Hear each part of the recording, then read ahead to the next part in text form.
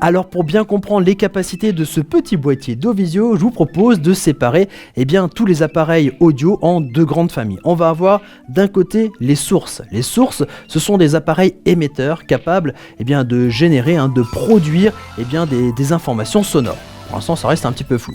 Dans la deuxième famille, on va plutôt avoir les récepteurs, des périphériques de sortie audio, des amplificateurs aussi parfois, mais eux vont être capables de transformer ces informations audio en ondes en fréquence que nous allons pouvoir enfin entendre. Ça paraît un peu compliqué, d'autant plus qu'il y a des appareils qui sont entre les deux familles. Alors par exemple, si je prends ici ce lecteur CD.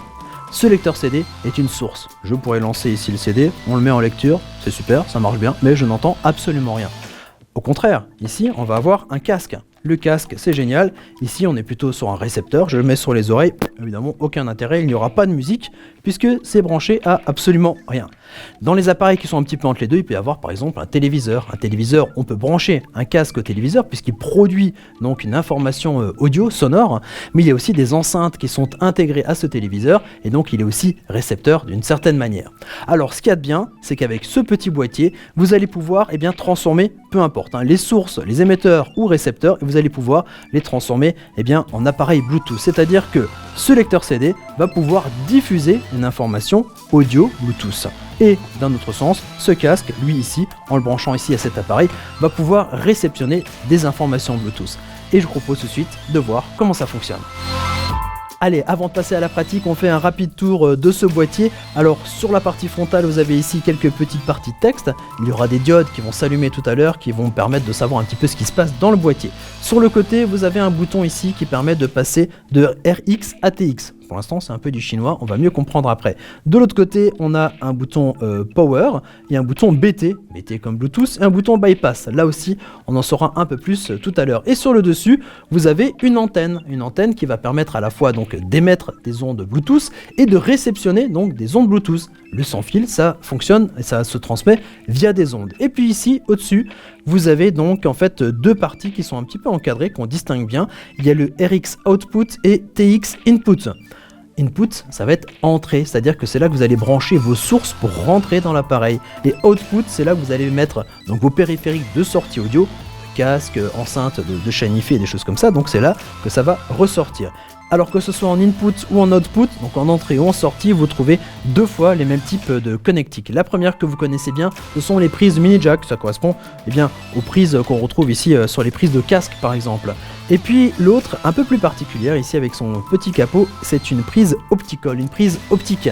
C'est déjà pour du matériel assez perfectionné, on retrouve ça par exemple sur des lecteurs Blu-ray ou sur des super sons Dolby Surround, des super amplificateurs, et donc c'est assez pointu. Donc vous allez, finalement c'est un appareil grand public mais aussi destiné à du matériel assez perfectionné. Et puis juste à côté, vous avez ici cette connectique micro USB qui sert à l'alimentation électrique de cet appareil. Alors, première expérience que je vous propose de réaliser, c'est de transformer une source donc en émetteur Bluetooth. Alors, en source, pour l'expérience, je vais utiliser ici ce lecteur CD, mais je pourrais pu prendre par exemple la sortie d'un téléviseur, ou j'aurais pu utiliser par exemple un lecteur Blu-ray, ou ce que j'aurais pu utiliser encore, une radio, enfin peu importe quel appareil qui va donc pouvoir générer une information sonore. Ici, donc, mon baladeur CD. Alors, pour le transformer donc en diffuseur Bluetooth, je vais utiliser ici la prise casque et brancher ici un câble mini jack que je vais brancher ici sur mon petit boîtier. Alors dans quelle partie ? Dans la partie donc input, la partie entrée, la partie TX et pas dans la partie RX. Alors comment s'en sortir avec ces TX et RX ? Je donne un petit système mémotechnique. T, c'est comme transmission, R, c'est comme réception. Donc transmission, on émet les choses, réception, on les reçoit. Donc mon disque, ici mon lecteur disque, il va rentrer ici dans la partie input, dans la partie TX. L'appareil rentre et donc maintenant l'antenne va devoir diffuser des ondes Bluetooth. Pour l'instant, on n'en est pas encore là. On va utiliser ici entre les deux interrupteurs qui sont là, on va mettre notre interrupteur en position TX, en position transmetteur. On utilise cet appareil donc en transmetteur et on va activer ici le Bluetooth. Et donc pour tester si notre appareil fonctionne bien, s'il diffuse bien des ondes Bluetooth, donc des informations audio sans fil, pour le tester, je vous propose d'utiliser cette enceinte Bluetooth. J'aurais pu prendre un casque Bluetooth par exemple. Et puis donc on va l'allumer Alors ça prend quelques secondes, il faut rester appuyé. Et puis ici on le voit ici, un petit voyant là qui vient de s'allumer, qui clignote. C'est-à-dire que cet appareil cherche maintenant à s'appairer donc à un diffuseur Bluetooth. Et là je vous assure, rien de plus simple. On va les laisser à proximité les deux, très très proches. Là il ne faut pas trop d'interférence d'autres appareils. Et puis au bout d'un moment, on entend le petit bip et ça y est. Vous entendez? La musique maintenant est transmise depuis mon CD à mon enceinte Bluetooth, donc sans fil, grâce à ce petit boîtier. Voilà, mon lecteur CD est devenu Bluetooth. Ça fonctionne très très bien. Maintenant, je vous propose de faire l'inverse. Et voilà, on arrive donc à la deuxième fonctionnalité de cet appareil Ovisio. On a vu qu'il donc servait d'émetteur Bluetooth. Maintenant, on va le transformer donc en récepteur Bluetooth et va transformer des appareils qui ne sont pas Bluetooth donc en appareils Bluetooth. Ce vieux casque pourrait devenir un casque Bluetooth, celui-ci aussi, ou par exemple les super enceintes de ma chaîne hi-fi, c'est pareil. Je vais pouvoir passer de la musique, par exemple, qui provient de mon téléphone. Voilà un appareil où vous diffusez régulièrement du Bluetooth à partir de votre téléphone. Vous dites ce vieux casque il ferait bien l'affaire. Et bien grâce à ce boîtier, ça va pouvoir le faire. Alors comment on va le faire? Pour que ça puisse être vérifiable et auditionnable par vous, je vous propose d'utiliser de nouveau cette enceinte. Mais là, on ne va pas activer la partie Bluetooth. On va utiliser plutôt l'aspect filaire de cette enceinte. Quand on ouvre ici le petit capuchon, on retrouve ici une entrée mini jack qu'on va utiliser donc ici en entrée. Alors, je branche ici mon petit câble mini jack et là par contre je vais devoir le brancher sur mon boîtier. Alors en input ou en output? On va utiliser cette enceinte comme étant une sortie, c'est celle-ci qu'on veut rendre Bluetooth, donc je vais me mettre dans RX. Le petit curseur, on va le mettre de l'autre côté, ici le petit interrupteur. Dès que j'active le Bluetooth, la partie RX est en train de clignoter.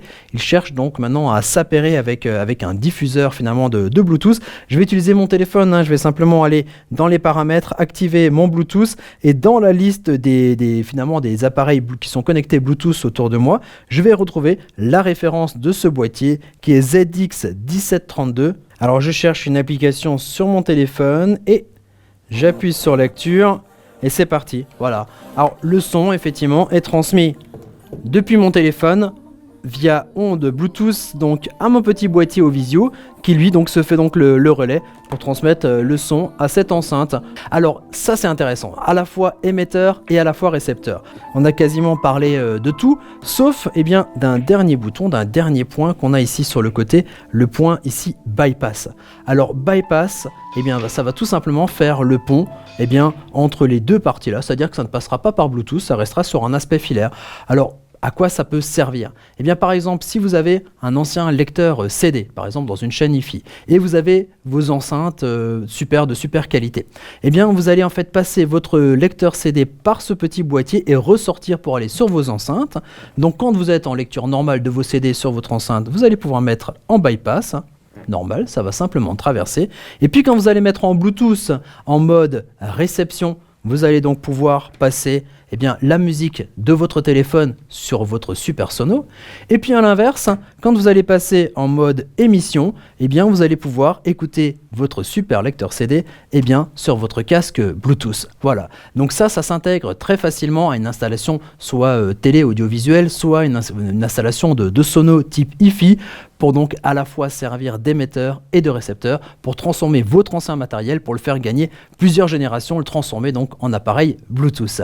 Voilà pour cet appareil et moi je vous dis à très bientôt pour découvrir d'autres objets techno. Ciao ciao.